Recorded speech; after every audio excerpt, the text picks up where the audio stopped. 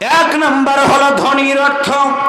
আল্লাহর বান্দারা আজকে বাংলাদেশ সহ গোটা পৃথিবীর মুসলমানেরা অর্থ দিতেছেন ফিলিস্তিনের মুসলমানদেরকে, কলিজাটা ফেটে যায়। আহারে সাতক্ষীরার জমিন, খুলনার জমিন, গোটা বাংলাদেশের জমিনের দিকে যখন তাকাই চোখ বেয়ে বেয়ে পানিগুলো গড়িয়ে গড়িয়ে পড়ে রে ভাই। ফিলিস্তিনের মায়েরা, ফিলিস্তিনের বোনেরা সন্তান মারা যাওয়ার পরে তাদের দাফন করার মতো কাপড়ের কাপড় কেনার মতো টাকা নাই, টাকা নাই। পলিথিন পেঁচায়া পেঁচায়া ছোট্ট ছোট্ট মাসুম বাচ্চাদেরকে কবরের ভিতরে দেওয়া হচ্ছে। ধনী মানুষগুলো অর্থ দেওয়া শুরু করেছে শুধু তাদের জন্য না। দুই নম্বর হলো শহীদদের রক্ত। যেই জমিনে আমার আল্লাহ বলেছেন ওয়ালা তাকুলু লিমান ইয়ুকতালু ফি সাবিলিল্লাহি আমওয়াত, দিনের জন্য যারা জীবনটা দিবে রে সবাই বলবে মারা গেছে। আল্লাহ বলেন তারা মারা যায় নাই, বরং তারা জীবিত। দুই নাম্বার হলো শহীদের রক্ত।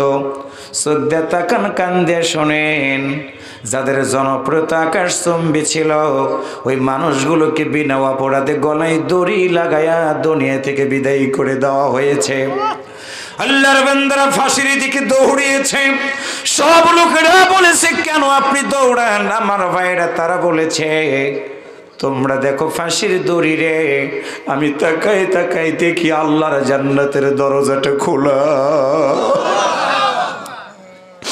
আমার প্রিয় দিনী ভাইরা, ছোট্ট ছোট্ট দামাল ছেলেরা, গতকালকে আমি ফেসবুকে দেখলাম 2 বছরের একটা শিশু বাচ্চা ঘরের ভিতরে এইরকম বেডের উপরে জানালা ধরে দাঁড়ায় আছে।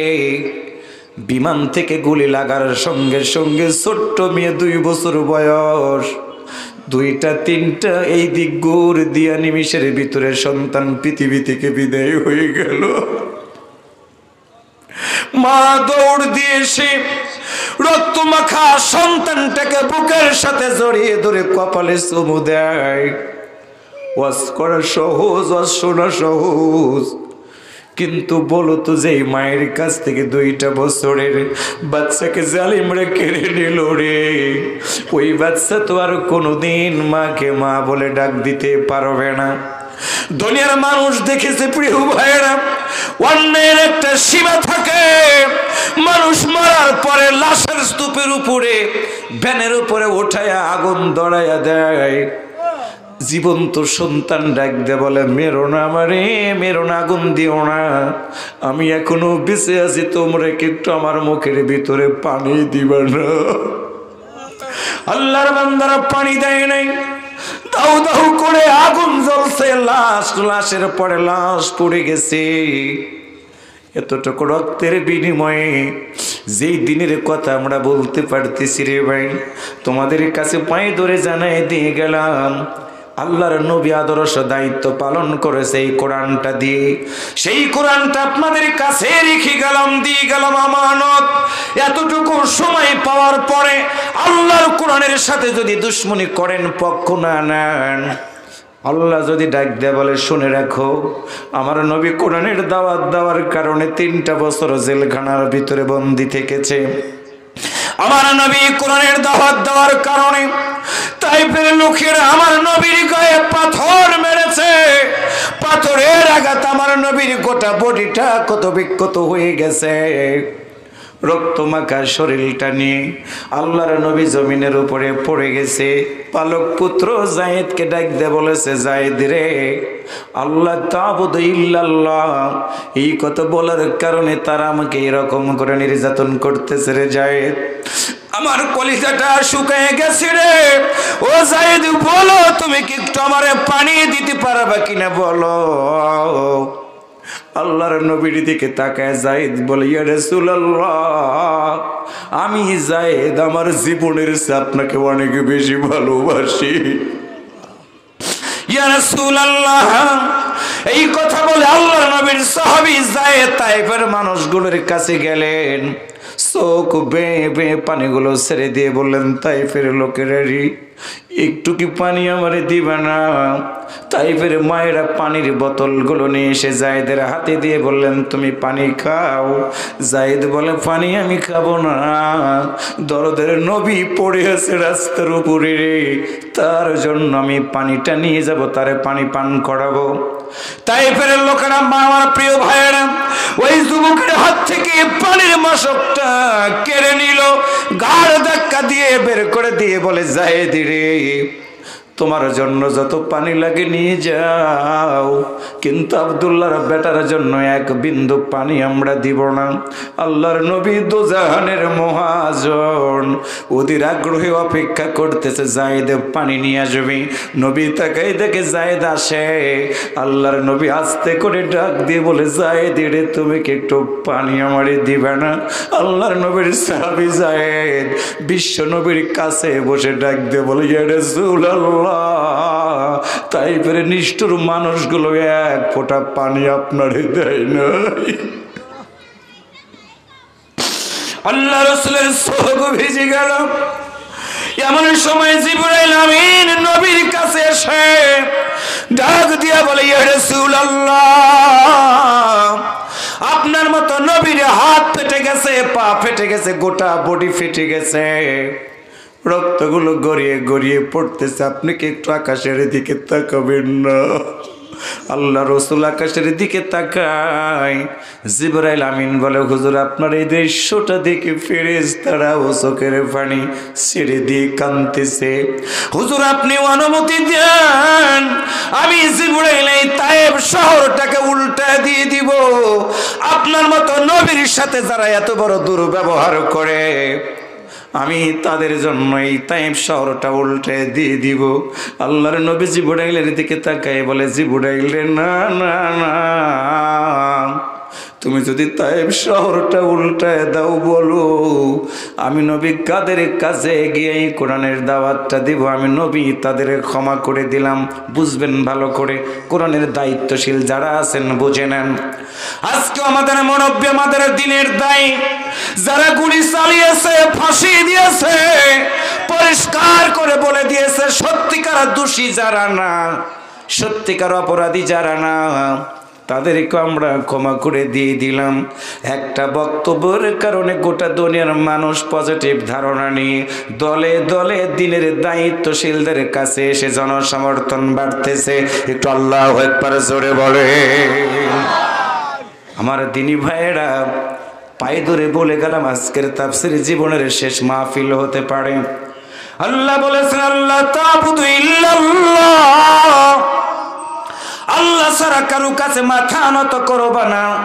ইন্নানি নাযীরু ওয়া বাশীর, আল্লাহ রাসূলকে আল্লাহ বললেন, বন্ধুরে, তুমি তাদেরকে জানাই দাও তুমি একজন সতর্ককারী, তুমি একজন সুসংবাদদাতা। আল্লাহর নবী যখন কথাগুলো বলতেছিলেন, আল্লাহর নবীর সামনে একজন জলিলুল কদর সাহাবী এসে হাজির হয়ে গেল, নাম হলো সাদ সালামি রাদিয়াল্লাহু তাআলা আনহু। একটু আল্লাহু আকবার জোরে বলেন। আর একটু জোরে বলা দরকার। আমার মা বোনেরা, হৃদয় দিয়ে শুনবেন কথাগুলো। আমার প্রিয় ভাইরা, দিন কায়েমের জন্য পুরুষের যেমন দরকার, নারীদেরও তেমন দরকার। আয়েশা সিদ্দিকা বাড়ি থেকে বের হয়ে দিনের দাওয়াত দিয়েছেন। মা বোনেরা বুঝবেন হৃদয়টা দিয়ে। নেপোলিয়ান বলেছিলেন, তোমার একটা শিক্ষিতা মা আমাকে দাও, একটা শিক্ষিত জাতি তোমাদের উপহার দিয়ে দিব গো মা। আপনি যদি ভালো মা হতে পারেন, আপনার পেটের ভিতর থেকে আল্লামা সাঈদী এই দুনিয়াতে আবার আগমন করবে। মা বোনেরা, হৃদয় দিয়ে বক্তব্যটা শুনবেন। আজকে মায়েদের বেপরদায় চলার কারণে, মায়েরা ইসলাম থেকে দূরে থাকার কারণে সমাজের বুকে অশান্তি তৈরি হয়। গতকালকের একটা নিউজ আমি আপনাদেরকে শোনাই দিই। আমার প্রিয় ভাইরা, আমার প্রিয় দিনী ভাই, নারায়ণগঞ্জের ঘটনা। একজন র্যাবের কর্মকর্তা, নাম হলো তার আলেপ, র্যাবের কমান্ডার ছিলেন নারায়ণগঞ্জের।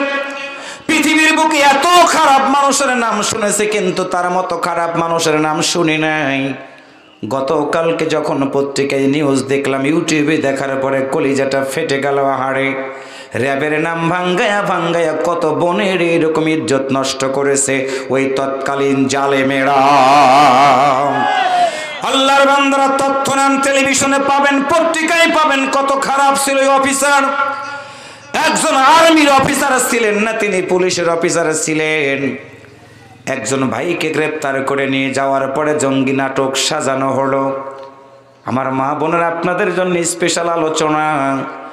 একটা স্বামীর জন্য স্ত্রী জীবন দিতে পারে। গতকালকে উত্তরাতে স্বামী স্ত্রী বের হয়েছে মার্কেটে, ছিনতাইকারীরা ধরে অনেক বড় রামদা দিয়ে স্বামীকে যখন কোপানো শুরু করে দিয়েছে, তখন আমরা পত্রিকায় দেখলাম, ফেসবুকে দেখলাম, টেলিভিশনে দেখলাম, স্বামীকে পিছনে ধাক্কা দিয়ে ফেলে স্ত্রীর সামনে গিয়া নিজের জীবনটা আগাই দিল স্বামীর জীবনের নিরাপত্তার চেয়ে।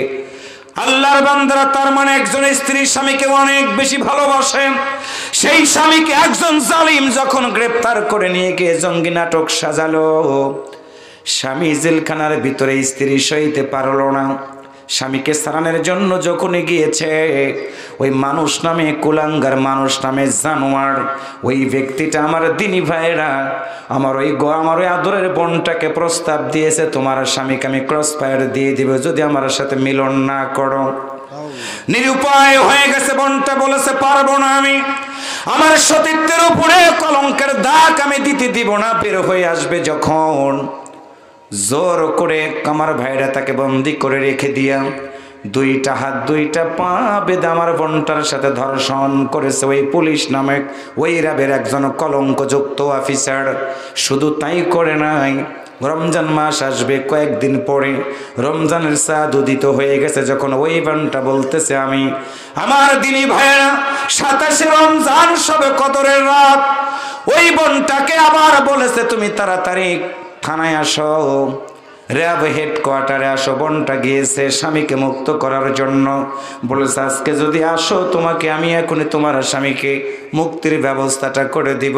আমার ভাইরা র্যাব হেডকোয়ার্টারে নিয়ে যাওয়ার পরে ওই বোনটাকে খারাপ প্রস্তাব দিয়েছে। যখন বোন বলেছে আমি রোজাদার, এইটা আমি আল্লাহর কসম করে বলে মুসলমান পারবো না, সঙ্গে সঙ্গে তারা হাত বেঁধেছে, পা বেঁধেছে।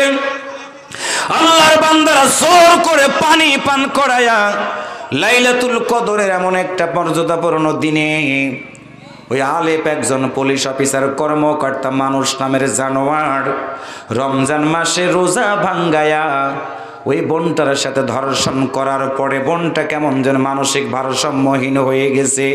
1 মাস পরে পৃথিবী থেকে বিদায় হয়ে গেছে।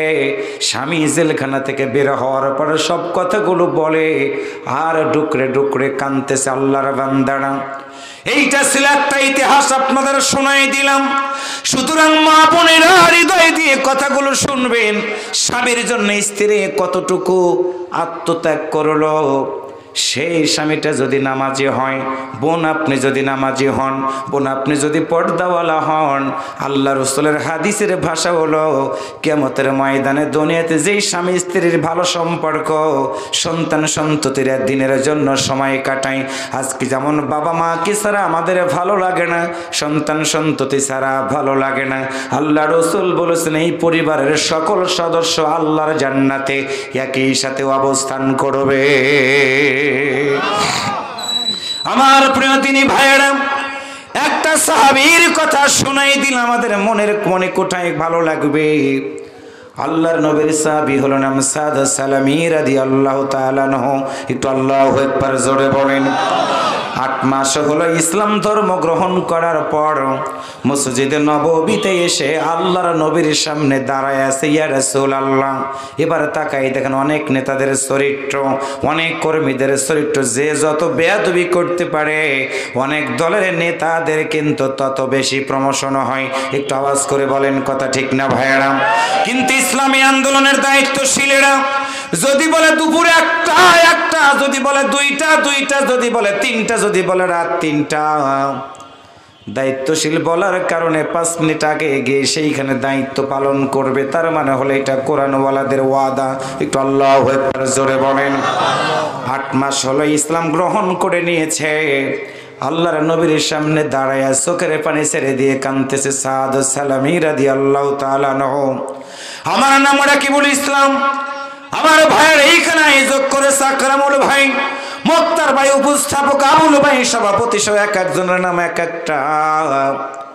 আল্লাহর নবীর সাহাবীর নাম হলো সাদ সালামি রাদিয়াল্লাহু তাআলা আনহু। 8 মাস আগে ইসলাম গ্রহণ করার পর আল্লাহর নবীর সামনে দাঁড়ায়া দুইটা চোখের পানি ছেড়ে দিয়ে হাউমাউ করে কাঁদতেছে।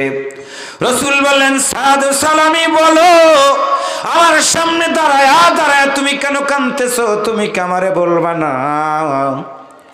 আল্লাহর নবীর দিকে তাকায়া দুইটা চোখের পানি ছেড়ে দিয়ে বলে, ইয়া রাসূলুল্লাহ, আজকে কয়েকটা দিন হয়ে গেল আমি সাদ সালামের পেটের ভিতরে একটা বারের জন্য কোনো খাবার ঢোকে নাই।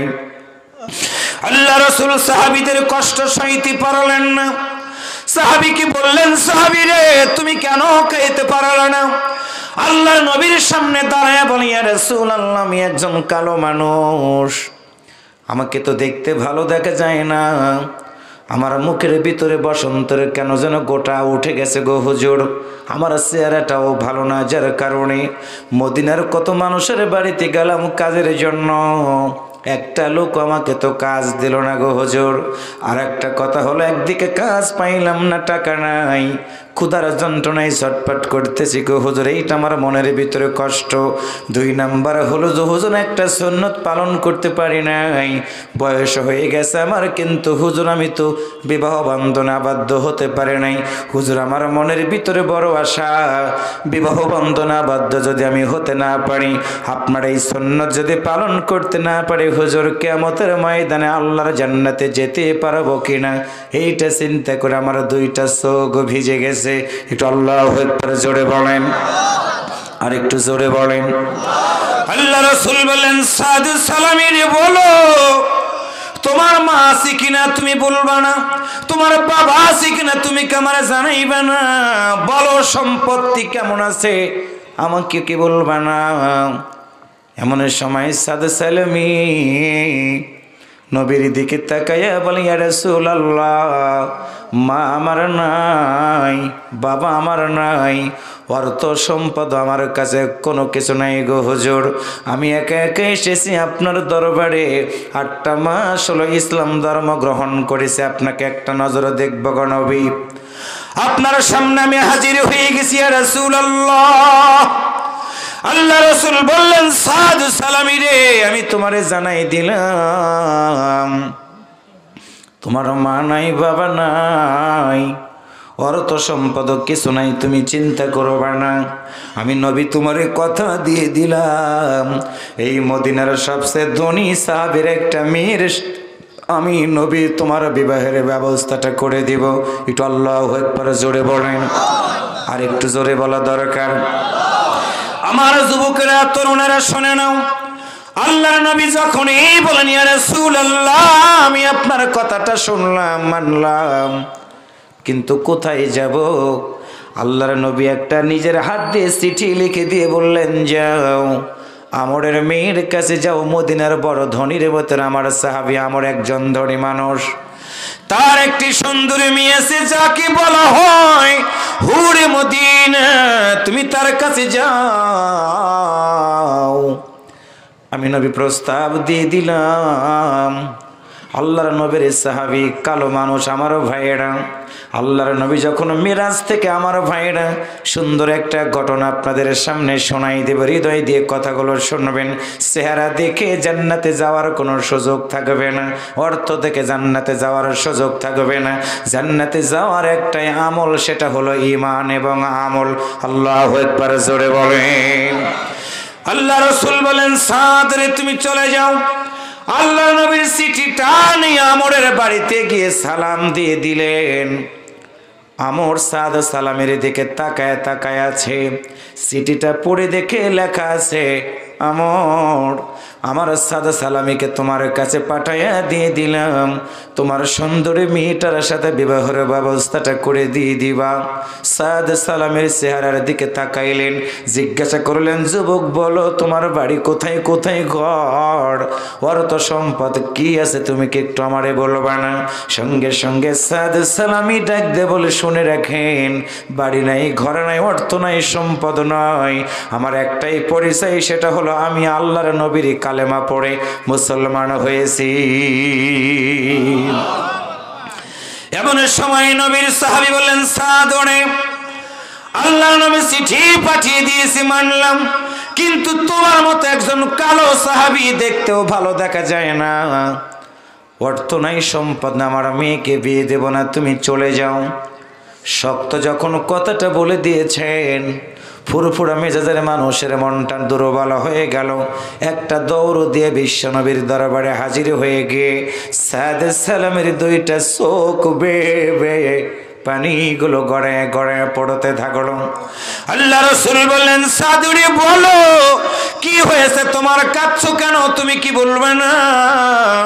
এমন সময় আল্লাহর নবীর সামনে দাঁড়ায় বলি, হে রাসূলুল্লাহ, আপনার চিঠির প্রতি আমার ন্যূনতম একটু সম্মান করে নাই হুজুর, আমি আমার জন্য কষ্ট পাই নাই, কিন্তু আপনার মতো নবীর চিঠিটা অমান্য করার কারণে আমার কারণে আপনার সম্মানের ঘাটতি হয়ে গেছে গো হুজুর, এই জন্য আমি সাদের দুইটা চোখ বেয়ে বেয়ে পানিগুলো গড়ে গড়ে পড়তেছে। আল্লাহ রাসূল সাদকে বুকের সাথে জড়িয়ে ধরলেন, বললেন, চিন্তা করবা না, মাতা নাসরুল্লাহ, ফাতাওয়াক্কালু আলাল্লাহ, অপেক্ষা করো, আল্লাহর সাহায্য আসবে। নবী আমার সাদের চোখের পানিটা মুছে দিলেন। এমন সময় আমরের মিয়া ঘরের ভিতর থেকে বের হয়ে বাবার সামনে দাঁড়ায় গিয়ে বলেন, আব্বা, একটা কালো যুবক এসেছিল, বলেন তো একটা চিঠি নিয়ে, কি চিঠির ভাষা ছিল, আপনি কি একটু আমারে বলবেন না?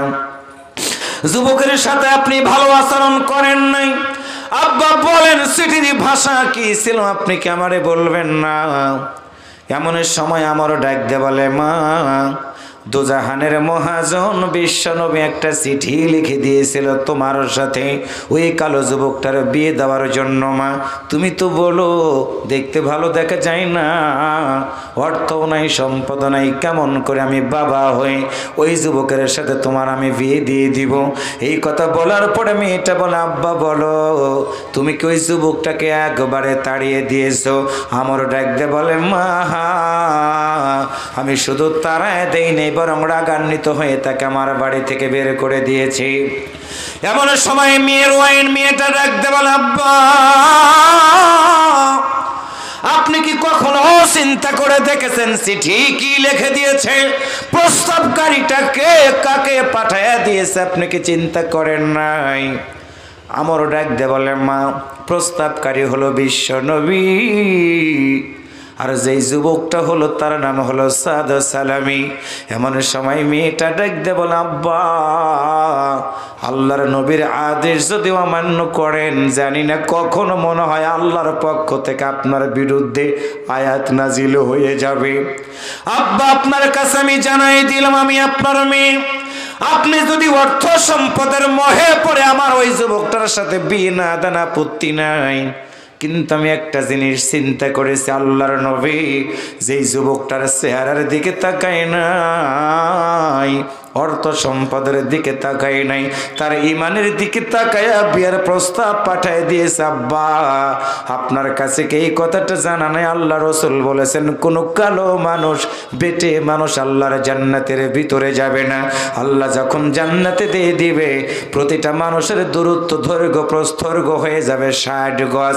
আল্লাহ তাআলা বলে দিয়েছেন ওই ব্যক্তিটার চেহারাটা সুন্দর হয়ে যাবে। আব্বা, দুনিয়ার ওই চেহারার দিকে আমি তাকাইলাম না, আল্লাহর নবীকে সম্মান করে আমি কথা দিয়ে দিলাম, আল্লাহর নবী পাঠানো যুবকের সাথে আমি বিয়ের প্রস্তাবে রাজি হয়ে গেলাম।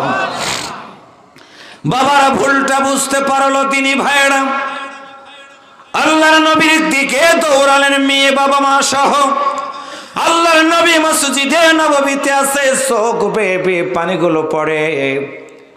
মেয়ের বাবা সহ নবীর সামনে হাজির হয়ে গিয়ে বলল, হুজুর ভুল হয়ে গেছে, আপনি আল্লাহর হস্তে ক্ষমা করে দেন, আমি রাজি হয়ে গেছি। আল্লাহ রসুল ডাক দিলেন, সাদ সালামের তুমি কি আসবা না? সাদ সালামী নবীর সামনে দাঁড়ায় বলে, হুজুর এই মানুষটা আমার বের করে দিয়েছে। আল্লাহ রসুল বললেন, মন খারাপ করবা না, বিয়েতে রাজি হয়ে গেছে, তুমি বলো মহরানা দেওয়া লাগবে। আমি নবী মহরানা নির্ধারণ করে দিলাম, তোমার কাছে মোহর আছে কিনা বলো। যুবক চোখের পানি ছেড়ে দিয়ে বলে, হুজুর কোথায় পাবো মহরানা? আমার পেটের ভিতরে তো কয়েকটা দিন হলো খাবারটা পর্যন্ত নাই, কোথায় পাবো মহারানার অর্থ সম্পদ আমি? যুবক তোমাদের পায়ে ধরে বললাম, বিয়ে করবা, মহারানা যদি দিতে পারো সে অনুযায়ী তুমি কাবিন করবা। 200 টাকা, 1000, 10,000, 50,000 মহারানা হলো স্ত্রীর প্রাপ্য অধিকার। স্ত্রীর প্রাপ্য অধিকার না দিয়ে তুমি যদি বিয়ে করে দাম্পত্য জীবন চালাও, তোমার সন্তানগুলো কিন্তু ভালো হবে না। যুবক যারা বিয়ে করোনা, রিক্সা চালাইবা, আস্তে আস্তে মহারানার টাকাগুলো জমা করবা। চাকরি যারা করে আলাদা করে মহারানার টাকা জমা রাখবা। স্ত্রীর কাছে মাপ চায়া কোনোদিন মহারানার মাপ পাওয়া যায় না। কিয়ামতের ময়দানে আল্লাহর দরবারে তোমাকে আসামির কাঠ গড়াই দাঁড়াতে হবে। আল্লাহ রসুল বলেন, সাদ সালামীরে বলো তোমার কাছে মহারানার টাকা আছে কিনা, বলবা কিনা বলো। আল্লাহর নবীর দিকে তাকায় বলি, ইয়া রাসূলুল্লাহ না না না, মহারানার টাকা আমার কাছে নাই। 2টা বর্ণনা পেয়েছে, 400 দিরহাম থেকে 600 দিরহাম। আল্লাহর নবী মহারানা নির্ধারণ করে দিয়ে দিলেন। আল্লাহ রসুল বললেন, সাহাবীরা রে, আমি রসুল বলে দিলাম, তোমরা কি তোমার ভাইয়ের মহারানার ব্যবস্থাটা করে দেবে না? আবু বকর সহযোগিতার হাতটা বাড়ালেন, ওসমান সহযোগিতার হাতটা বাড়ালেন, আলী সহযোগিতার হাতটা বাড়ালেন। কিতাবের ভিতরে পড়ে দেখেছি, তিনি ভাইয়েরা আসহাবে রাসূলের জীবন কথার ভিতরে পড়ে দেখেছি, আল্লাহর নবী বলা মাত্র সাদ সালামীর কাছে মহারানার টাকার চেয়ে অনেকগুলো অর্থ সম্পদ বেশি হয়ে গেল। আল্লাহর নবী নিজে ডাক দিয়ে বলেন, সাদ রে, মহারানার টাকাটা আলাদা রেখে দিয়া বাড়িতে যেই টাকাগুলো আছে তুমি বাজারের ভিতরে চলে যাও, তোমার স্ত্রীর জন্য সুন্দর একটা কাপড় চোপড় কিনে নাও, তোমার জন্য নতুন পোশাক কিনে নিয়ে তুমি বিবাহ করার জন্য যাও। আমার ভাইরা কিতাবের ভিতরে পড়লাম, সাদ সালামী নবীর কাছে অর্থ সম্পদগুলো মহারানার টাকাগুলো রেখে অতিরিক্ত টাকাগুলো নিয়ে যখন বাজারে যাওয়ার পর স্ত্রীর জন্য সুন্দর করে জিনিসপত্র কিনেছেন, নিজের জন্য নতুন কাপড় কিনে যখন ঘরের দরজা দোকান থেকে বের হয়ে রাস্তার উপরে দাঁড়িয়েছেন, এমন সময় কে যেন ডাক দে বলে, হাইয়া আলাল জিহাদ। আল্লাহর কোন বান্দা আছো? আল্লাহর নবী জিহাদের ময়দানের জন্য ডাক দিতেছেন। আল্লাহর নবী সুসংবাদ দিয়েছেন, আজকের জিহাদের ময়দানে যারা যাবে রে, আল্লাহ রসুল হাতের আঙ্গুল উঁচু করে দেখিয়ে বলেছেন, আল্লাহর নবীর সাথে তাদের জান্নাতের ভিতরে এরকম করে দেখা হয়ে যাবে। সাদ সালামী দোকান থেকে বের হলেন, হাতের ভিতরে গহনা, হাতের ভিতরে জামা কাপড়।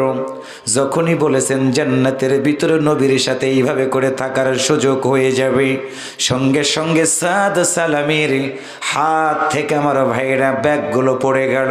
ব্যাগগুলো আবার উঠায় নিয়ে দোকানদারের কাছে গিয়ে দোকানদারকে বলে, দোকানদার শুনে রাখো, তোমার কাছ থেকে মালামালগুলো আমি কিনে নিয়েছি, আমার প্রয়োজন হয়ে গেছে, আমি এখন আর নিতে পারবো না, ফুল টাকা আমাকে দেওয়া লাগবে না, অর্ধেক টাকাও যদি দাও আমাকে দাও, আমি বাকি টাকা তোমাকে রেখে সম্পদগুলো দিয়ে গেলাম, তুমি আমার কিছু অর্থ দিয়ে দাও।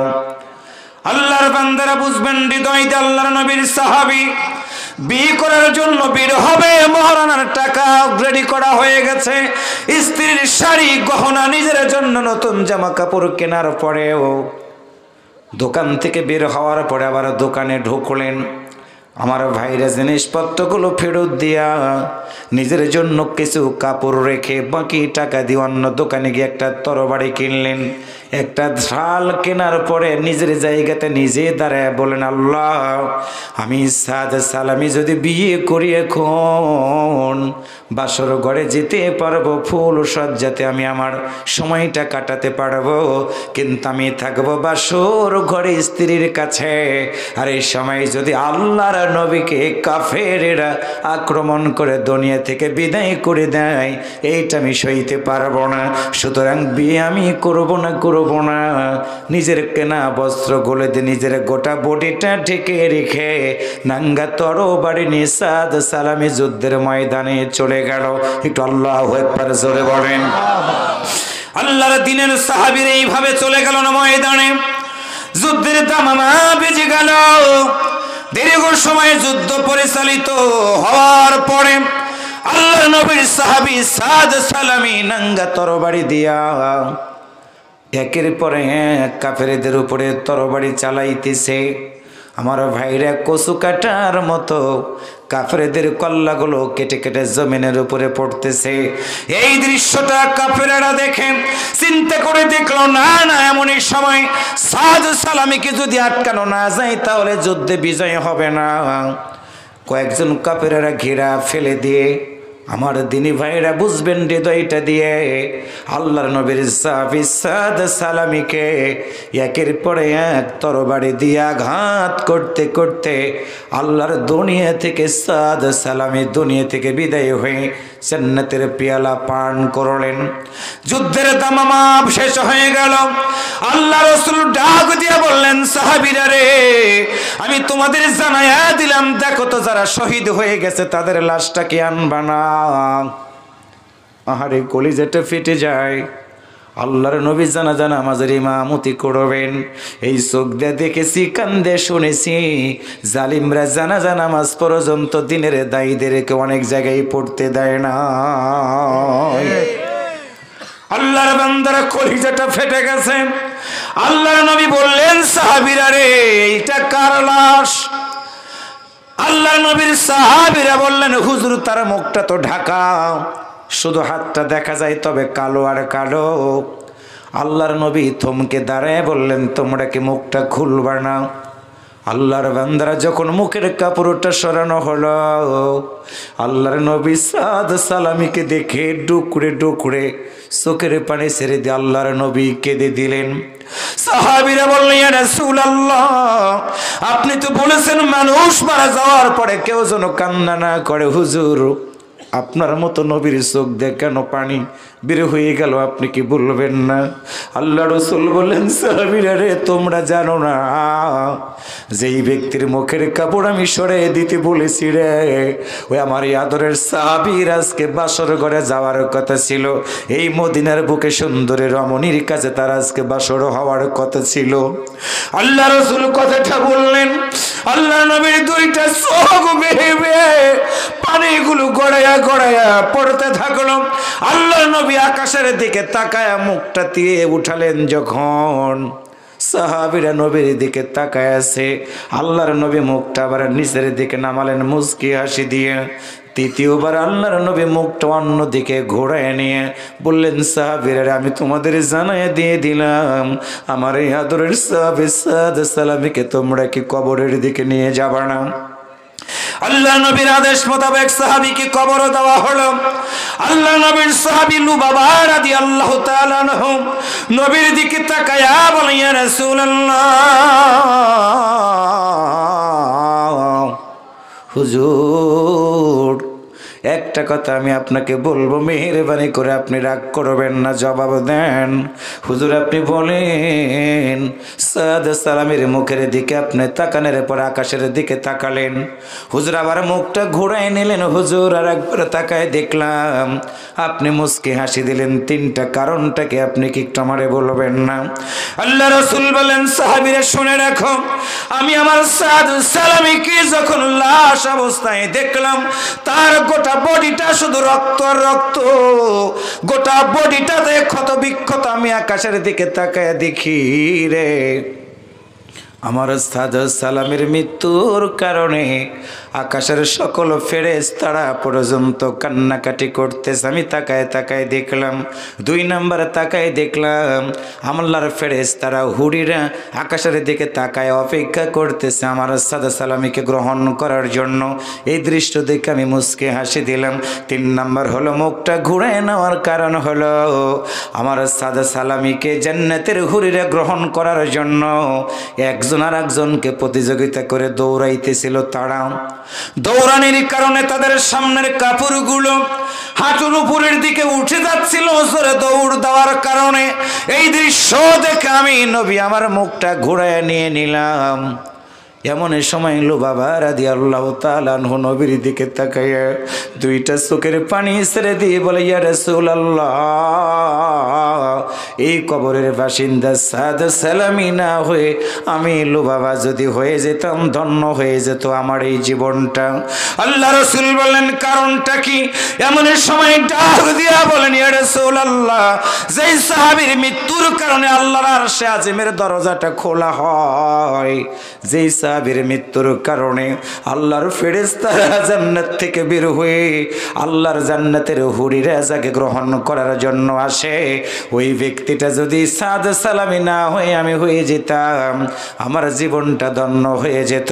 ও আল্লাহর বান্দারা, আপনাদের কাছে এসে খুলনার ডুমুরের ভাইদেরকে উত্তর আরশনগর আমি আপনাদের কাছে এতটুকু জানাই দিয়ে গেলাম, আল্লাহ তা'বুদু ইল্লাল্লাহ। আল্লাহ রাসূলের সাহাবীরা জান্নাতি জান্নাতি জান্নাতি, আমরা জান্নাতে যাব কিন্তু কোনো নিশ্চয়তা নাই।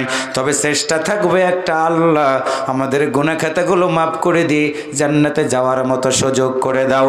আকরাম ভাইরা মাহফিলের আয়োজন করলাম, আমরা সুন্দর করে সে কোরআনের তাফসীর শুনলাম, একটা সিদ্ধান্ত নিয়ে নিলাম, আল্লাহ তা'বুদু ইল্লাল্লাহ। যতদিন বাঁচব আল্লাহ ছাড়া কারো কাছে মাথা নত করব না। কারণ হলো ইমানদাররা বাঁচলে হবে গাজী, আর ইমানদাররা মরে গেলে হয়ে যাবে শহীদ। আমাদের মরার চিন্তা নাই, বাঁচারও চিন্তা নাই। কারণ হলো জান্নাত থেকে এসেছি ক্ষণিকের জন্য দুনিয়াতে, আবার এই জীবন শেষ করে আবার আল্লাহর জান্নাতে আমরা যেতে চাই। এই জন্য আমাদের দুঃখ হবে, কষ্ট হবে, জেল হবে, জুলুম হবে, মামলার রায় দিয়ে ফাঁসি দিয়ে দিবে প্রিয় ভাইরা। এরপরেও কোরআনের দাওয়াত দেওয়া থেকে আমরা কোনোদিন বন্ধ করব না। শেষ একটা কথা শুধু বললাম, মা বোনেরা, যুবকেরা, তোমাদের জন্য আল্লাহ রাসূল সাল্লাল্লাহু আলাইহি ওয়াসাল্লাম যুবকদের জন্য একটা কথা বলেছেন, যুবকেরা রে শুনে রাখো, দিন কায়েমের জন্য যুবকদের যেমন দরকার আছে, আমি আরশনগর যুবকদেরকে পায়ে হাত দিয়ে বলে গেলাম, 1 নম্বর একটা কথা, ওয়াকাদা রাব্বুকা আল্লা তা'বুদু ইল্লা ইয়াহু ওয়া বিল ওয়ালিদাইনি ইহসানা। যতদিন বাঁচবা মা বাবার সাথে ভালো সম্পর্ক রাখবা, যতদিন বাঁচবা সালাত কাজা করবা না, যতদিন বাঁচবা আল্লাহর আইন সৎ লোকের শাসনের পক্ষে থাকবা, গাজারো মদারো সুদারো মোসারো আল্লাহর জমিনে দিন কায়েম যারা চায় না তাদের সাথে কোনোদিন চলবা না। আজান হওয়ার পরে তারা মিটিং বন্ধ করবে না। চোখ দিয়ে তাকাই দেখো, কান দিয়ে শুনে রাখো, বাংলাদেশে এমন কিছু নেতা আছে রে ভাই, রাজনীতির মাঠে যেমন বক্তব্য দেয় মসজিদের মেম্বারেও দাঁড়ায়া ঠিক একই বক্তব্য দেয়, আজান হওয়ার পরে তাদের মঞ্চের কিন্তু মাইক চলে না। হাত ধরে বলে গেলাম, তুমি যদি সুদারো বন্ধুর সাথে মেশো সুদ খাওয়াবে, ঘুষারো বন্ধুর সাথে মেশো তোমাকে ঘুষ খাওয়াবে, তুমি যদি বিড়ি খাও বন্ধুর সাথে মেশো বিড়ি খাওয়াবে, গাঁজা খাও বন্ধুর সাথে মেশো গাঁজা খাওয়াবে, আর আল্লাহর আইন সৎ লোকের শাসন নামাজি বন্ধুর সাথে যদি মেশাও, আজান হয়ে গেলে তোমাকে নামাজের দিকে মসজিদে নিয়ে যাবে। পায়ে ধরে বলে গেলাম, যুবক, সৎসঙ্গে স্বর্গবাস, অসৎ সঙ্গে সর্বনাশ। একটা কথা বললাম যুবকদেরকে, মা বোনদের জন্য একটা কথা শুনে রাখেন, পর্দার ভিতরে জীবন চালাবেন মা। আল্লাহ রসুলের বিবি খাদিজা রাদিয়াল্লাহু তাআলা আনহার সাথে জান্নাতে যেতে পারবেন। যার জন্য শেষ কথা হলো আমার একটা, যতদিন বাজবো আল্লাহ তা'বুদু ইল্লাল্লাহ, আল্লাহ ছাড়া কারো কাছে মাথা নত করব না। এতে যদি মরে যাওয়া লাগে যাব, কিন্তু আল্লাহর দিন কায়েমের জন্য প্রত্যক্ষ পরোক্ষ ভূমিকা পালন করব। কারা কারা রাজি আছেন শেষবারের মতো 2 হাত তুলে আমার আল্লাহকে দেখায়া দেন।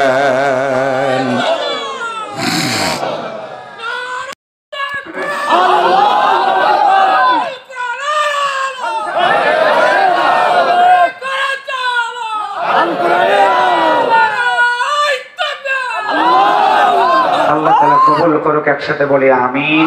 সবাই বলি আস্তাগফিরুল্লাহ। আল্লাহ রসুলকে পাগল বলা হলো, আল্লাহ রসুলকে চরিত্রহীন বলে গালি দেওয়া হলো, আল্লাহর নবীকে বলা হলো তুমি অশান্তি তৈরিকারী। চোখ দিয়ে তাকান, কান দিয়ে শোনেন, ওই তিনটা প্রস্তাব কিন্তু কোরআনওয়ালাদেরকেও দেওয়া হয়েছিল। তোমরা কোরআনের পক্ষে কথা বলতে পারবা না, আল্লাহর আইন চাইতে পারবা না, সৎ লোকের শাসন তোমরা চাইতে পারবা না, বিনিময়ে যা চাও দিয়ে দিব, ক্ষমতা যদি যেতে চাও সেখানেও সুযোগ করে দিব। কিন্তু আজকের আলোচনার তাফসীরে আল্লাহ তা'বুদু ইল্লাল্লাহ, আল্লাহ ছাড়া কারো কাছে মাথা নত করা যাবে না, শিরিক মিশ্রিত ব্যক্তিদের সাথে জোটও করা যাবে না, যার জন্য তাদের কথা না শোনার কারণে আজকের সূরাটা বিশ্বনবীর মাক্কি জিন্দেগিতে নাজিল হয়। বিশ্বনবী মাক্কির জীবনে 13টা বছর কাটিয়েছে। আপনাদের এই দক্ষিণ জনপদের কোরআনের পাখি আল্লামা সাঈদী রাহিমাহুল্লাহ 13টা বছর জেলখানায় তিনিও কাটিয়েছে। আল্লাহর বান্দারা বুঝে তাফসীর শুনতে হবে, বুঝতে হবে, কোরআনওয়ালা দলের লোকদেরকে বেশি বেশি পড়তে হবে। এখন জনসমর্থনটাকে জনশক্তিতে রূপান্তরিত করতে হবে। কি বলতে চাইছিলাম, মা বোনদেরকে কালো বোরকা পরে রাখবে, কিছু লোকের অপবাদ দিচ্ছে, না গোমা না, কোরআনের সমাজ যদি কায়েম হয়ে যায় তোমার জন্য আলাদা স্কুল করে দেওয়া হবে, আলাদা বিশ্ববিদ্যালয় করে দেওয়া হবে, আলাদা ব্যাংক করে দেওয়া হবে।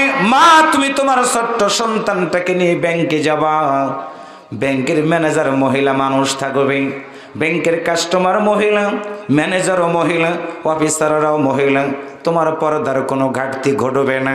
ও যুবক, তোমাদের জন্য সুসংবাদ হলো, তোমাদের জন্য সুন্দর সমাজ ব্যবস্থা কায়েম করা হবে, বেকারত্ব থাকবে না।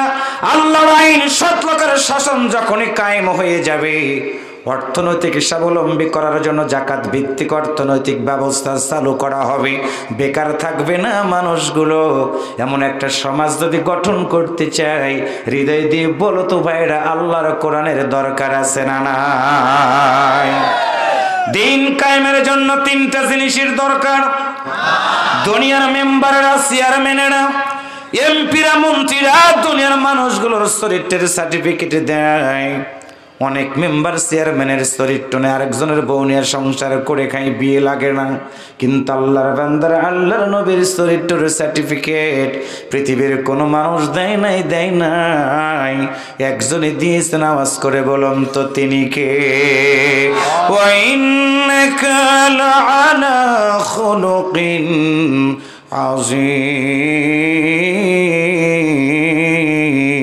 আযীম। হৃদয় দিয়ে তাফসীর বুঝতে হবে। এখন উশৃঙ্খলা করার সময় এখন আমাদের না, আমাদের দায়িত্ব হলো মদিনার রাষ্ট্র গঠন। আল্লাহর নবী যেইভাবে রাষ্ট্র গঠন করে, সানা থেকে হাজরামাউত পর্যন্ত রাতের অন্ধকারে সুন্দরী রমণীরা ঘুরে ঘুরে বেরিয়েছে, তাদেরকেও ডিস্টার্ব করে নাই, সতীত্বের উপরে কলঙ্কের দাগ দেয় নাই। ধনী মানুষগুলো ঘরের দরজা খুলে ঘুমাইছে, সম্পদের চুরি হয় নাই। অমুসলিমেরা ঘরের দরজা খুলে ঘুমাইছে, তাদের কেউ ডিস্টার্ব করে নাই। এখন আমাদের আল্লাহর কোরআনটা আপনাদের সামনে পেশ করে আমার ভাইরা জনসমর্থনটাকে জনশক্তিতে রূপান্তরিত করে অমুসলিম ভাইদেরকে কোরআন বুঝাতে হবে। দিন যদি কায়েম হয়ে যায়, মূর্তি পূজা তোমরা করবা, তোমাদের কেউ বাধা দিবে না, কেউ তোমাদের নিষেধ করবে না, বরং তোমাদের পূজার সময়ে কোরআনওয়ালারা এসে পূজা মণ্ডপগুলো পাহারা দিয়ে দিবে। আল্লাহু আকবার, জোরে বলেন। একটা সাদাবাজ খুঁজে পাওয়া যাবে না, সাদাবাজদেরকে ধরে ধরে 18 মাইল 3 রাস্তার মাঝখানে দাঁড় করে বেঁধে রাখা হবে। কারণ হলো ব্যবসা করবে নিজের টাকা দিয়ে, সাদাবাজদের দৌড়াত অন্তত কোরআনওয়ালারা ক্ষমতায় গেলে বাংলার জমিনে থাকবে না। কষ্ট হচ্ছে আপনাদের? আল্লাহর বান্দারা হৃদয় দিয়ে কথাগুলো শুনবেন। 2 নাম্বার হলো মা বোনেরা, পর্দার আড়ালে আপনারা আছেন, হৃদয় দিয়ে কথাগুলো শুনবেন। মা, আমাদেরকে বলা হয় আল্লাহর আইন জমিনে কায়েম হয়ে গেলে আপনাদের কালো বোরকা পরে রাখবে না গো মা। পায়ে ধরে বলে গেলাম, আল্লাহ তা'বুদু ইল্লাল্লাহ, আল্লাহর দাসত্ব আপনি যখনই করবেন শুনে রাখেন, 18 মাইলে যান আপনি বাজার করার জন্য, পুরুষ দোকানে আপনি গিয়ে দোকানদারি করার সময় আব্দুর রহিমের ছেলে করিমের ছেলে আপনারা গায়ে ধাক্কা দিয়ে আপনার সাথে বেয়াদবি করে। কথা বলেন ঠিক না ভাইয়েরা? আল্লাহ ওইটা আমার কাছে কি প্রজেক্টর লাগে বলেন আপনি? এই প্রজেক্টরওয়ালা কোথায়? তোমার প্রজেক্টর দেখা যাচ্ছে না, প্রজেক্টরটা ঠিক করে দাও। প্রজেক্টরওয়ালা কোথায়? আমাকে ডিস্টার্ব করবেন না, কোনো বিষয় নিয়ে না। একটু আল্লাহু আকবার জোরে বলেন, আর একটু জোরে বলেন। হচ্ছে না, আরেকটু জোরে বলতে হবে। আল্লাহর বান্দারা হৃদয় দিয়ে কথাগুলো শুনবেন। এই দুই যুবক, এই কই যাও? ডায়াবেটিস হয়েছে নাকি? কই যাও তুমি? 3 নম্বরে মনে হয় নেশা উঠে, ওঠার সুযোগ না। আমি 1 ঘন্টা কথা বলবো, গড়ি দৌড়ে আমি 1 ঘন্টা কথা বলবো, আর মাত্র কয়েক মিনিট কথা বলবো। কারণটা হলো এত ব্যস্ত দিনে 2-3টা প্রোগ্রাম করার পর আবার 300-400 কিলোমিটার পথ পেরিয়ে এখানে এসেছি একটাই কারণ, আমরা একটা সমাজ গঠন করার জন্য জেলা মুরব্বীর কাছ থেকে এত দূর ছুটে এসেছি। এই সমাজটাকে আমরা সুন্দর করতে চাই আল্লাহর কোরআন দিয়ে। সুবহানাল্লাহ জোরে বলেন। কোথায় যাচ্ছেন আপনি? দাঁড়াচ্ছেন কেন? আমার 1টা মিনিটের অনেক দাম। সমাজের মানুষগুলোকে আমরা শান্তির মধ্যে আনতে চাই। ভাই কথা বলতেছি, আমাকে নোট দেওয়া লাগবে না, হিসাব নিকাশ করে আমাদের। আপনি খালি শোনেন আমি কি বলতে চাই, শোনেন একটু। আল্লাহু আকবার জোরে বলেন। হলো আমরা মুসলমান, নামের আগে মোহাম্মদ আছে, কিন্তু কাম করে ইহুদি খ্রিস্টানদের চেয়েও খারাপ। একটু কথা বলেন ঠিক না ভাইয়েরা? শিরিক মিশ্রিত আমল থাকার কারণে মসজিদেও যায়, পট্টিও লাগায়, মন্দিরেও যায়, আবার আল্লাহর কোরআনটাকে ভাওতাবাজি বলে ফতুয়াও দেয়। এমন মানুষ আছে না নাই? তাহলে আমরা তো একদিন মরে যাব। আপনাদের এই খুলনা থেকে আজরাইল আসে? একসাথে বলে না আসে? আজরাইল আসবে, রুহুটা কবজ করে নিয়ে যাবে। মরার পরে কি নিয়ে যাবেন? মাহফিলে আসবো, ড্রাইভারকে বললাম গাড়ি রেডি করো, পাম্পে গিয়ে বললাম তেল উঠাও, ক্যামেরাম্যানকে বললাম রেডি করো ক্যামেরা। যার কারণে প্রস্তুতি নিয়ে আমি এখানে এসেছি, বসেছি। কিন্তু আমার ব্যক্তি জীবনে কেমন প্রস্তুতি আছে যে মরে যাওয়ার পরে আল্লাহর জান্নাতে যাওয়ার মতো আমার ঈমান, আমার আমল আছে, এমন কোনো গ্যারান্টি আমাদের কারোরই নাই। একটু কথা বলেন ঠিক না ভাইয়েরা? আমরা দুনিয়া নিয়ে এত ব্যস্ত হয়ে গেছি, মনে কালকে চেয়ার পাইলে খুব খুশি। এটা কথা বলেন ঠিক না ভাইয়েরা? মামুর বাড়ির এটা আবদার না। শহীদের জমিন, শহীদের রক্তের জমিনের মাধ্যম দিয়ে আল্লাহ তাআলা বিশ্ব নবীকে পৃথিবীর বুকে পাঠিয়েছিলেন কোরআনের দাওয়াত দেওয়ার জন্য। গুণেধর একটি সমাজ পরিবর্তন করেছেন তিনি। আইন দিয়ে পারেন নাই, জোর দিয়ে পারেন নাই, লাঠি দিয়ে পারেন নাই, একটা জিনিস দিয়ে পেরেছিলেন। একসাথে বলেন কি নাম তার? আর একটু জোরে বলেন কি নাম তার? সেই কোরআন আমাদের সবার বাড়িতে, জবান খুলে বলুন আছে না নাই? সমস্যা একটা, কোরআন আছে পড়ি না, কোরআন আছে ধরি না। আবার কোরআন কেন্দ্রিক যারা সমাজ ব্যবস্থা কায়েম করতে চায়, ওই যে জাতীয় খেলা হাডুডু, একদল ধরেছিল ডান পা, এখন আবার আর এক দল বাম পা ধরার জন্য উঠে পড়ে লেগে আছে, যেন সীমানা পার হতে না পারে। অন্তর থেকে বলুন কথা ঠিক না ভাইয়েরা? কিন্তু কোরআনের দাওয়াত দিয়েছেন বিশ্বনবী। বিশ্বনবী আমাদের মাঝে নাই। আল উলামা ওয়ারাসাতুল আম্বিয়া, নবীর ওয়ারিসেরা কোরআনের দাওয়াত দিবে। আমরা ভেদাভেদ ভুলে যাব। ওয়া মুসলিম, মুসলিম সকল দলের ভাইদের কাছে আমরা আল্লাহর এই কোরআনের দাওয়াতটা পৌঁছে দিয়ে সন্ত্রাস, জঙ্গিবাদ, মাদক, ইফটিজিং, দুর্নীতি, রাহাজানি মুক্ত একটি সমাজ গঠন করতে চাই। ব্যক্তি জীবনে 1 নাম্বার, পারিবারিক জীবনে 1 নাম্বার, সামাজিক জীবনে 1 নাম্বার, রাষ্ট্রীয় জীবনে 1 নাম্বার। যদি আমরা একটা জিনিস দিয়েই সম্ভব, সেটা হলো আল কোরআন। তাহলে জবান খুলে বলুন তো, যতদিন বাঁচব কোরআনের সাথে, কোরআনের পক্ষে, কোরআনওয়ালাদের সাথে আমাদের জীবন চালানো দরকার আছে না নাই? একসাথে বলেন আছে না নাই? এখানেই প্রশ্ন আমার, সুদের বিরুদ্ধে ওয়াজ করবেন, সুদখোর লোকেরা আপনার পিছে লাগবে। ঘুষের বিরুদ্ধে ওয়াজ করবেন, ঘুষখোর লোকেরা আপনার বিরুদ্ধে লাগবে। সভাপতি দাড়ি সম্পর্কে কথা বলেছেন, দাড়ি যারা রাখেন নাই তাদের উপর ওয়াজ করবেন, তারা আপনার পিছনে লাগবে। এক কথায় সূরা ফাতিহা থেকে নাস পর্যন্ত আপনি যত কথা বলবেন, সুবিধাবাদ জিন্দাবাদ ইসলামের স্থান নাই, নিরপেক্ষ মতবাদের আদর্শ আল্লাহর এই দুনিয়াতে নাই। মুসলমান যারা 100% পক্ষ নেবে একজনের, তিনি হলেন আমার আল্লাহ। সুবহানাল্লাহ, জোরে বলেন। সে আল্লাহর পক্ষ আপনি যখনই নেবেন, আল্লাহ বিরোধী লোকেরা আপনাকে ধরবে, মারবে, জেলে নিবে, ফাঁসি দিবে, রিমান্ড নিবে, হাত কাটবে, চোখ তুলবে।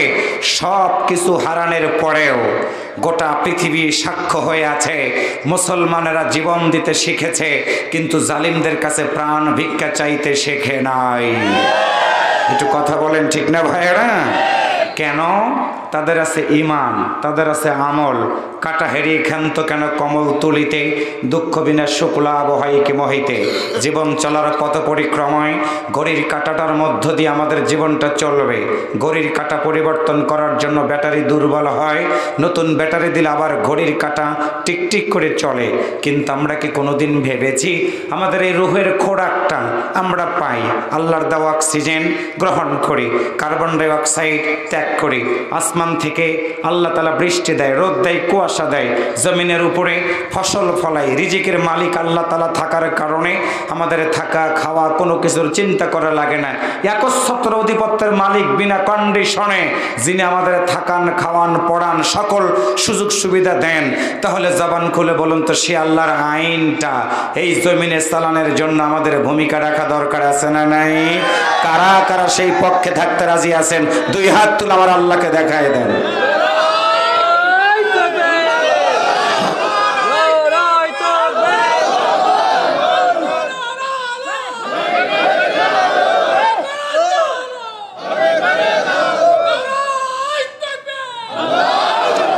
হাত নামান। এতগুলো মানুষের আওয়াজ, আপনারা কি মনে হয় ইসলাম কায়েম করে ফেলেছেন? আল্লাহু আকবার আওয়াজ যত জোরে দিবেন, কোরআন বিরোধী লোকদের অন্তর তত কাঁপবে। আল্লাহু আকবার জোরে বলেন। আর আল্লাহু আকবার আওয়াজের কারণে অনেক নতুন পাগলের তৈরি হয়ে গেছে, খালি আবল তাবল বকতেছে, লাভ নাই। কারণ আল্লাহু আকবার হয়ে আমার জন্ম হয়েছে। কথা বলেন, ঠিক না ভাইয়েরা? আবার আল্লাহু আকবার আওয়াজ দিয়ে নামাজ আদায় করি, আল্লাহু আকবার আওয়াজ দিয়ে জানাজা নামাজ পড়ি, আবার মরে যাওয়ার পর আল্লাহু আকবার আওয়াজ দিয়ে কবরের ভিতরে নামানো হবে। সুতরাং আল্লাহু আকবার আওয়াজ যারা দেয় তাদেরকে ভয় দেখায় লাভ নাই। একসাথে বলেন, ভয় দেখায় লাভ আছে? কারণ হলো আমরা যতদিন বাঁচবো আল্লাহর কোরআন যেখানে আমরাও, জবান খুলে বলেন আল্লাহর কোরআন যেখানে আমরাও। আমার হৃদয় ছুঁয়ে গেছে আজকের ম্যানেজমেন্টের একটি ডিসিশন দেখে। একটি বাচ্চার মাথায় পাগড়ি দিলাম। আপনারা ভেবেছেন উত্তর আরশনগর মোহাম্মদিয়া জামে মসজিদে এই মাদ্রাসার ছাত্র পাগড়ি দিলাম, কি লাভ? আপনারা তুচ্ছ তাচ্ছিল্য করতেছেন। আপনাদের বিবেকের কাছে আজকে তথ্য দিয়ে যাই, দেশ স্বাধীন হয়েছে 1971 সালে। আজকে পর্যন্ত বাংলাদেশের যত শাসক ছিল এখনো আছেন, কেউই 100% ইসলামের পক্ষে ছিলেন না, এখনো নাই। কথা বলেন, ঠিক কিনা? প্রমাণ নেন। আপনাদের ইউনিয়নের নাম কি? কি? মাগুরা গোনা। এই এলাকাতে মাগুরা গোনা ইউনিয়নে সরকারি প্রাইমারি স্কুল আছে না নাই? সত্য কথা বলেন, আছে না নাই? আচ্ছা বলেন তো, সরকারি প্রাইমারি স্কুল থাকার কারণে আমাদের ছোট্ট বাচ্চারা বিনামূল্যে বই পায়, বিনা বেতনে পড়াশোনা করে। শিক্ষকেরাও বাড়িতে থেকে চাকরি করে মাসে বেতন পায়। কি পড়ানো হয়? বাংলা, অঙ্ক, ইংরেজি, ছোট্ট ছোট্ট ক্লাস, এগুলোই তো পড়ানো হয়। সভাপতি আছেন, আকরাম ভাই আছে, এই মাদ্রাসাতেও কোরআন শিক্ষা দেওয়া হয়। নুরানি যদি থাকে বাংলা পড়ানো হয়, অঙ্ক পড়ানো হয়, ইংরেজি পড়ানো হয়, এবং হাতের লেখাটা এত সুন্দর করা হয় নুরানি মাদ্রাসায়। আমি 2টা মাদ্রাসা চালাই, আমি জানি। কিন্তু বলুন তো আপনাদের এই মাগুরা গুনাইগ্রা এই ইউনিয়নে একটা কি অন্তত ইবতেদায়ী মাদ্রাসা কি সরকারি আছে? সত্য কথা বলেন, আছে? আপনাদের থানার নাম হলো ডুমুরিয়া থানা। ডুমুরিয়া থানায় সরকারি হাই স্কুল আছে না নাই? কথা বলেন আছে না নাই? একটা দাখিল মাদ্রাসা অথবা দাওরায়ে হাদিস মাদ্রাসা সরকারি কি আছে? এবার আসেন, আপনাদের জেলার নাম খুলনা, খুলনা জেলা থেকে সরকারি কলেজ অথবা বিশ্ববিদ্যালয় আছে না নাই? জবান খুলে বলেন, খুলনা জেলায় একটা মাত্র হয়তো সরকারি কোনো কামিল মাদ্রাসা আছে কিনা আমি জানি না। আলিম ফাজিল কামিল এইচএসসি ইন্টারমিডিয়েট ডিগ্রি অনার্স যদি কলেজগুলো যদি সরকারি হয়ে থাকে, হৃদয় দিয়ে বলেন তো, অন্তত মনের দিক থেকে আশা করা উচিত স্কুল কলেজ যদি সরকারি হতে পারে, একটা মাদ্রাসা সরকারি থাকা দরকার আছে না নাই? কেন নাই? বাংলাদেশে চোরের কোনো অভাব নাই, ডাকাতের কোনো অভাব নাই। কোরআনের ফয়সালা হলো একজন চোরকে যদি চুরি করার পরে ধরা পড়ে, ওই চোরটাকে হাত কেটে দেওয়া হবে। আপনাদের এই খুলনার ডুমুরিয়া থানায় যদি একটা চোরকে ধরার পরে ডুমুরিয়া কলেজ মাঠে নিয়ে গিয়ে টিওনো সাহেব, ডিসি সাহেব, এসপি সাহেবের নেতৃত্বে একজন চোরের যদি হাত কেটে দেওয়া হয়, এই যে আমাদের ক্যামেরাম্যান ভাইরা আছেন, মিডিয়ার ভাইরা আছেন, ভাইদের সামনে যদি একটা চোরের হাত কেটে দেওয়া হয় আর এই দৃশ্য যদি মিডিয়াতে প্রচার করা হয়, আমার বিশ্বাস একদিনের মধ্যে বাংলাদেশ থেকে চুরি বন্ধ হয়ে যাবে। কিন্তু এই চুরি বন্ধ হওয়ার আইনে তো আইন তাই চায় না তো তারা, যারা চোর, যারা ডাকাত, যারা ওই চুরির সাথে জড়িত, তারাই শুধু চোরের বিরুদ্ধে আইন পাশ করা চায় না। কথা বলেন ঠিক কিনা? আমার এই দেশে জেনা, ধর্ষণ আছে না নাই? কথা বলেন আছে না নাই? 100টা মেয়েকে ধর্ষণ করে সেন্সর উদযাপন করে মিষ্টি বিতরণ করা হয়। বাংলাদেশের জাতীয় মসজিদ বাইতুল মোকাররমের সামনে যদি একজন ধর্ষককে ডেকে নিয়ে এসে পাথর মেরে যদি বিদায় করে দেওয়া হয়, আমার বিশ্বাস বাংলাদেশ থেকে একদিনের মধ্যে ধর্ষণ পরকীয়া বন্ধ হয়ে যাবে। কিন্তু এই ধর্ষণের সাথে জড়িত যারা, তারাই মাত্র চায় না বাংলাদেশটা ধর্ষণ মুক্ত হোক, কারণ ধর্ষণ মুক্ত হলে তারা নিজের বউ বাদ দিয়ে অন্য কারো কাছে যেতে পারবে না। আওয়াজ করে বলেন কথা ঠিক কিনা? তাহলে বলুন তো দেখি, এমন একটি ঘুণে ধরা সমাজ যদি আমরা পরিবর্তন করতে চাই, 1971 সাল থেকে শুরু করে আজকে পর্যন্ত কত মানুষই তো এলো, কত মানুষই তো গেল, আমরা কি একটা সিদ্ধান্ত নিতে পারি না? দেখি না একটা বারের জন্য এই কোরআনওয়ালারা কি করে? তবে একটা গুরুত্বপূর্ণ তথ্য দিয়ে যাই, যে মাদ্রাসার ছেলের মাথায় পাগড়ি দিলাম, এমনই মাদ্রাসার ছাত্ররা বিদেশে গিয়ে 100 দেশ, 110টা দেশ, হাফেজ তাকরিম, নাজমুস সাকিব থেকে শুরু করে বিশ্বের বড় বড় দেশগুলোকে পিছনে ফেলে এই হাফেজে কোরআনের লাল সবুজের পতাকাটা উড্ডীন করে আমার এই দেশের সুনাম চতুর্দিকে ছড়িয়ে রেখে দিয়েছে। একটু মারহাবা জোরে বলেন। কিন্তু আফসোস, কোন সরকার একজন হাফেজে কোরআনকে রাষ্ট্রীয় পদক দেয় নাই, 21শে পদক দেয় নাই, ডিসেম্বরের পদক দেয় নাই, বরং রাষ্ট্রীয়ভাবে তাদেরকে সহযোগিতাও করে নাই। একটাই কারণ, গাছের গোড়া কেটে আগাতে পানি দেয় যারা, লেবাস বেশভূষা যাই হোক না কেন, তারা ইসলামের সাথে কোনোদিন ভালো সম্পর্ক রাখতে চায় না। কথা বলেন ঠিক কিনা? একটাই আওয়াজ। তাহলে আমাদের দায়িত্ব কি? ওই যে আল্লাহ তাআলা বলেছেন, ওয়াতাসিমু বিহাবলিল্লাহি জামিয়া ওয়ালা তাফাররাকু, তোমরা ঐক্যবদ্ধভাবে আমার রজ্জুটাকে আঁকড়ে ধরো, বিচ্ছিন্ন হয়েও না। সকল ভাইদের কাছে অনুরোধ, সব দেখা শেষ, আগামীর দিন কোরআনের বাংলাদেশ, আগামী দিন কোরআনের বাংলাদেশ। একটা জিনিস দিয়ে আমরা করব, সকল দলের ভাইদেরকে নিয়ে আমাদের মনের টার্গেট, এই কোরআনটা যদি পার্লামেন্টে যায় কেমনে দেশ চলে এইটা একটু দেখতে যাদের মন চায়, তারাই শুধুমাত্র আওয়াজ করে বলুন, আল্লাহর এই জমিনে আল্লাহর কোরআনের পক্ষে আমাদের থাকা দরকার আছে না নাই?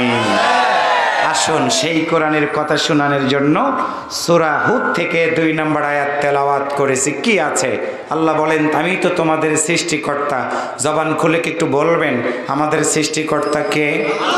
আরেকবার বলেন কে? সে আল্লাহ বলেন, একদিন আমার কাছেই তো ফিরে আসবা। কি নিয়ে আসবা? তোমাদেরকে সুসংবাদ দিলাম।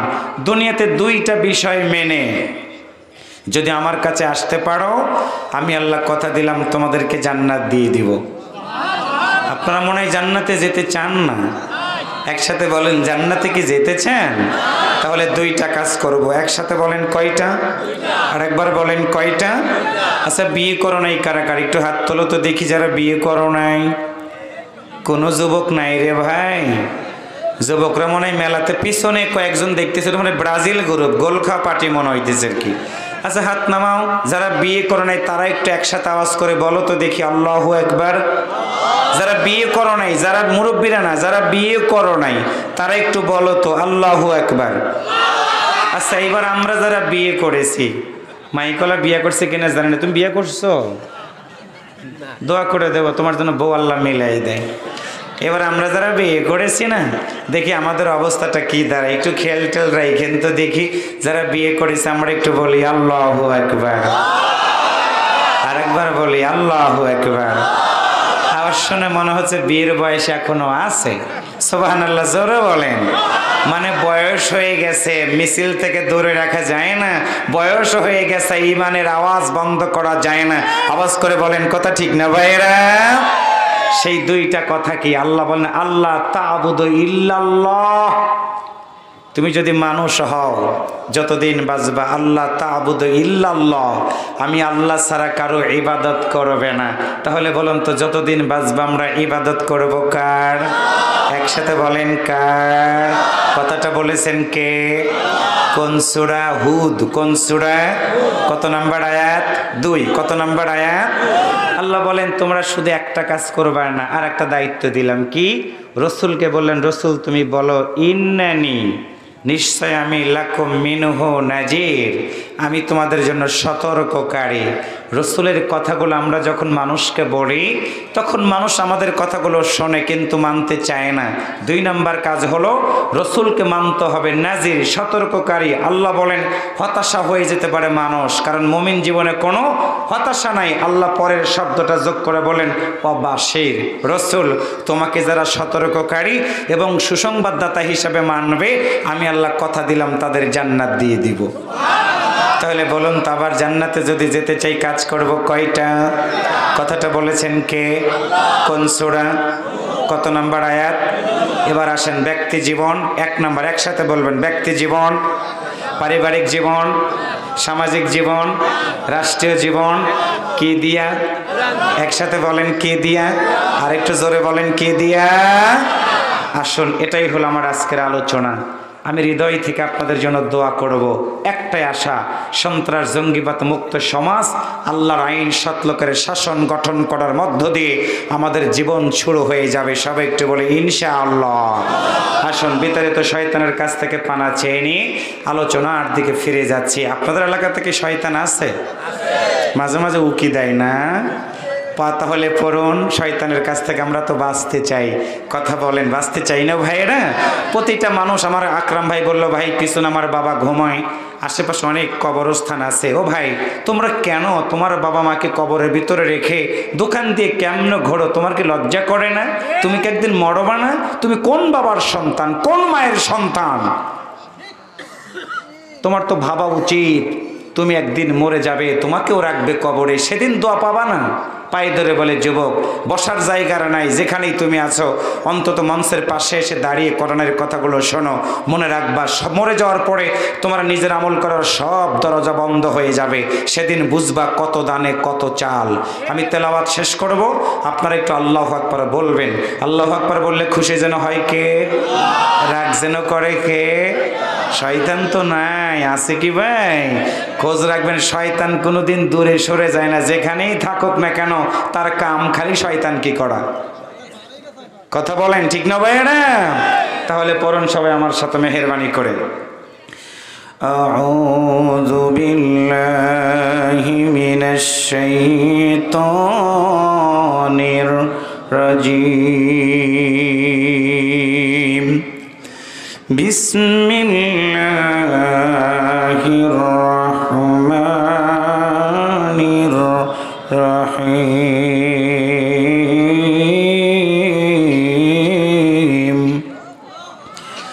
আল্লাহ তা'বুদু ইল্লাল্লাহ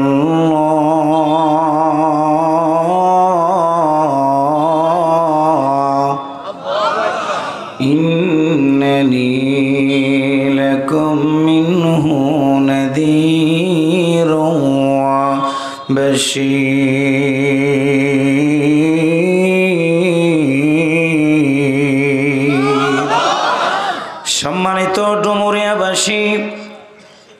বিশ্বনবী সাল্লাল্লাহু আলাইহি ওয়াসাল্লামের মক্কি জিন্দেগিতে সূরাটি নাজিল হয়। হৃদয় দিয়ে কথাগুলো শুনবেন। জানি না কখন মনে হয় এই সুন্দর পৃথিবী ছেড়ে পাশে গোরস্থানের বাসিন্দা একদিন আমরা হয়ে যাব। আল্লাহর বান্দার আজ থেকে ২,০০০ বছর আগে আল্লাহর নবী পৃথিবীতে আগমন করলেন। তথ্য নেন, নোট নেন।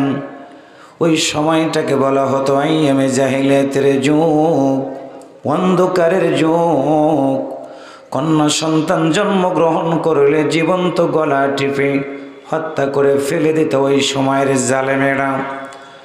আল্লাহর বান্দারা সন্তান হারা মা মালিকের দরবারে চোখের পানি ছেড়ে দিয়ে কান্ত যখন, আল্লাহ বলেন কাঁদবা না।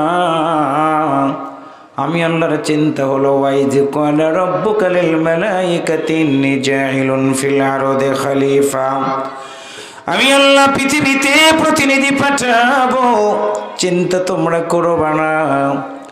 নারীর অধিকার ফিরিয়ে দেওয়ার জন্য আজ থেকে ১,৫০০ বছর আগে ৫৭০ খ্রিস্টাব্দে আমার আল্লাহ বিশ্ব নবীকে পৃথিবীর বুকে পাঠিয়ে দিয়ে দিলেন। একটু মারহাবা জোরে বলেন। আল্লাহর নবী পৃথিবীতে আগমন করলেন। ১ নাম্বার কোটেশন মুখস্থ করে যান ৫৭০ খ্রিস্টাব্দে আল্লাহর নবীর জীবন শুরু হয়ে গেল। শৈশব পেরিয়ে কৈশোরে পা দিলেন দরদের নবী। হিলফুল ফুজল সামাজিক সংগঠন তৈরি করলেন। যুবকদেরকে ডাক দিলেন, ফিরে এসো। অন্যায় করবা না, রাহাজানি করবা না, মদ খাবা না, গাঁজা খাবা না, ইয়াবা খাবা না। নবীর কথা শুনলো, তারা মানল না। বয়স হয়ে গেল দরদের নবীর 25 বছর। খাদিজা রাদিয়াল্লাহু তাআলা আনহার সাথে আল্লাহর নবী বিবাহ বন্ধনে আবদ্ধ হয়ে গেলেন।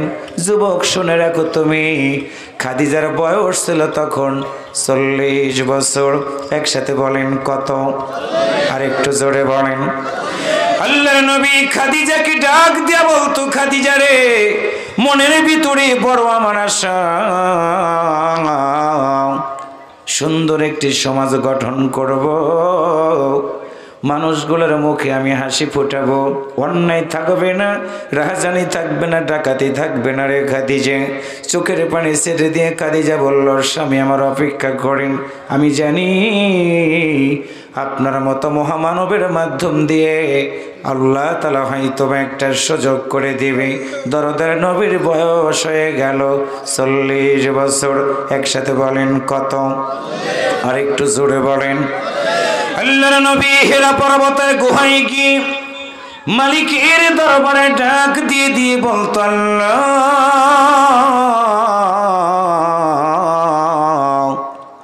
তুমি কি বলবা না? খুন খারাপি চলে সমাজে, অন্যায় হয় সমাজে, রাহাজানি হয় সমাজে। ও মালিক, সুন্দর একটা সমাজ আমি গঠন করতে চাই, তুমি কি সহযোগিতার হাত বাড়াবা না? নবী আমার কথা বলে রে, দুইটা চোখ বেয়ে বেয়ে দরদার নবীর পানিগুলো মুক্তার মতো গড়িয়ে গড়িয়ে পড়ে।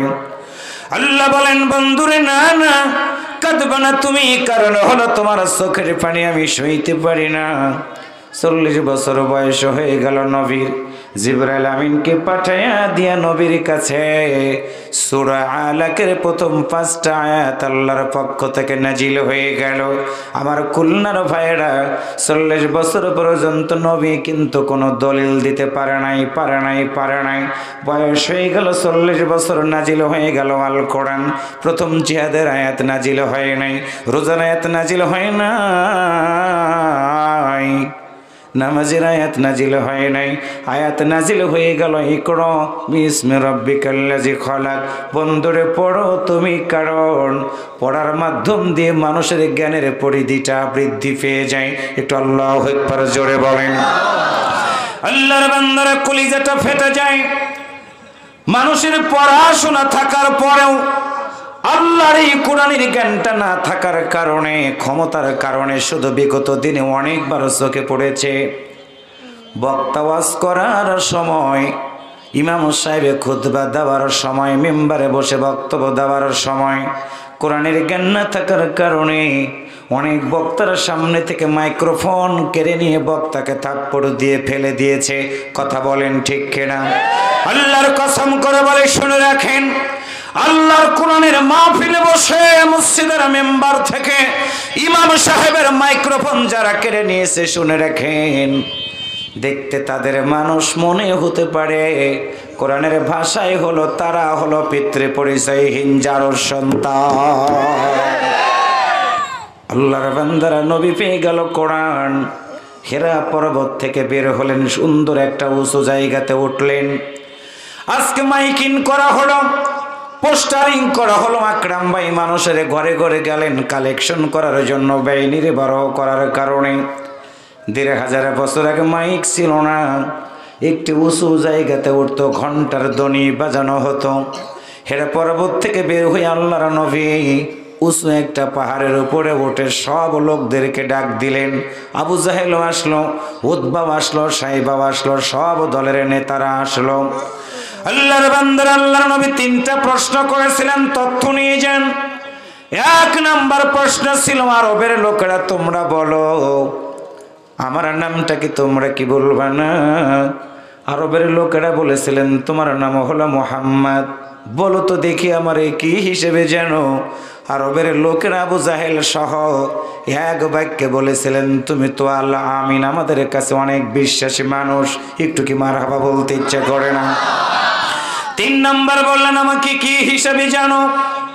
আবু জাহেল নিজের মুখ দিয়ে বললেন আব্দুল্লাহর বেটা শুনে রাখো, আমরা তো তোমাকে সাদিক হিসেবে জানি, তুমি কেন আমাদের কাছে প্রশ্ন করে জবাব নিতেছ?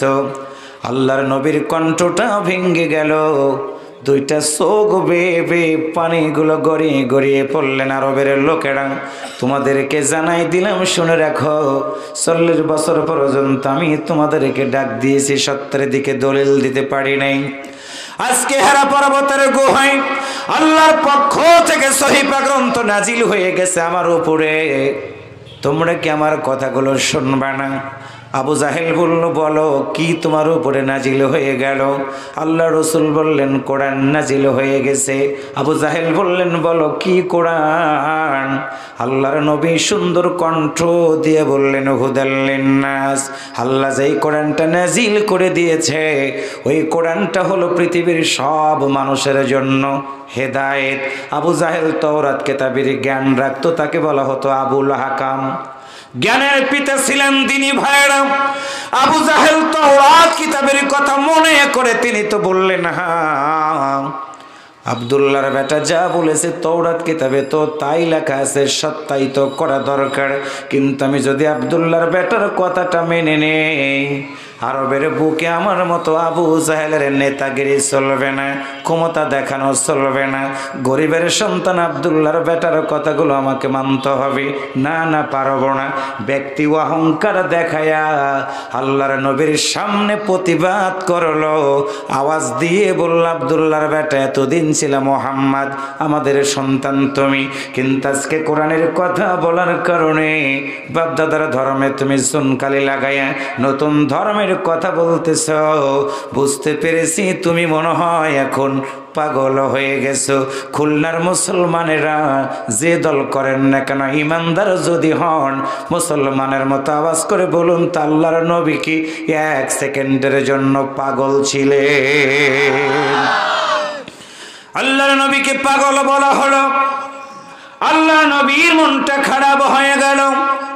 আল্লাহ ডাক দিয়ে বলেন বন্ধুরে মন খারাপ করবা না, তোমার জন্য আমি দলিল দিয়ে দিলাম। ওয়ামা সাহিবিকুম বিমাজনুন,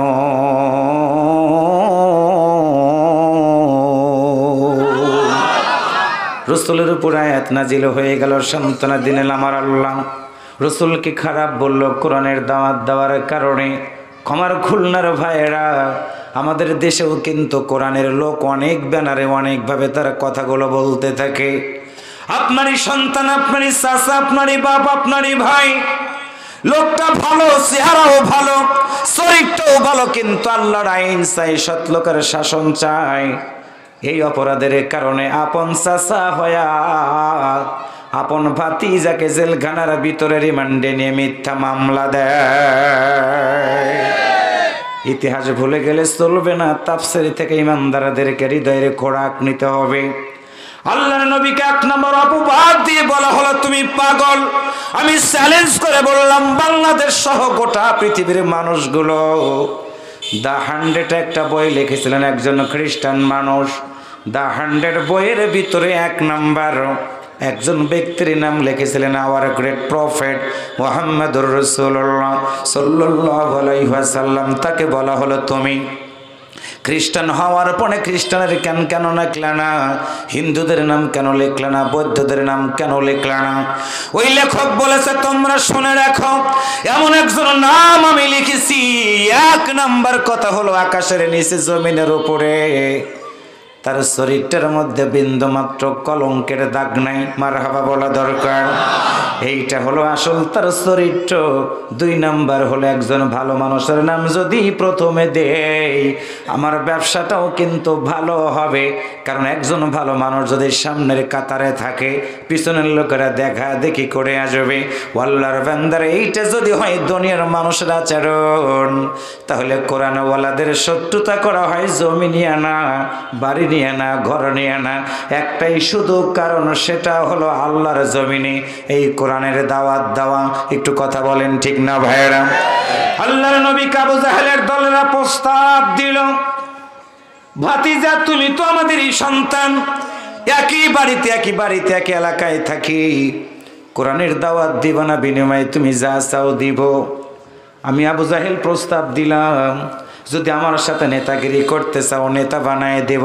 ও বেটা বলো, একটা বউ তোমার আছে আরো যদি লাগে তাও দিব। ও বেটা শুনে রাখো, অর্থের যদি প্রয়োজন হয় তাও দিব, একটা শুধু অনুরোধ, তুমি কোরআনের দাওয়াত মানুষগুলোকে দিতে পারবা না? আল্লাহ রাসূল চিন্তার মধ্যে পড়ে গেলেন।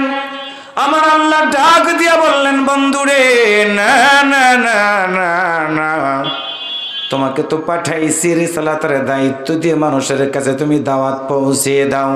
উদউ ইলা সাবিলি রাব্বিকা বিল হিকমাতি ওয়াল মাউইজাতিল হাসানা। এটা আল্লাহু আকবার জোরে বলেন। আবু জাহেলের দলের লোকেরা প্রস্তাব দিল কোরআনের কথা বলতে পারবা না। আল্লাহ রাসূল বললেন না না, আমার জীবন যতদিন থাকবে দাওয়াত দিব। আবু জাহেল উতবা সাইবারে মিলে তারা একটা জোট করলো। তারা জোট করার পরে 1 নাম্বার তার বিরুদ্ধে অভিযোগ দায়ের করে বলল তোমার চরিত্রটা খারাপ, প্রস্তাব মানলা না। 2 নাম্বার তারা দোষ দিয়ে বলল এই সমাজের বুকে তুমি অশান্তি তৈরি করতে চাও। আমার সামনে যারা বসা কলিজা দিয়ে আওয়াজ করে বলুন তো আল্লাহর নবীর চরিত্র কি বিন্দু মাত্র খারাপ ছিল?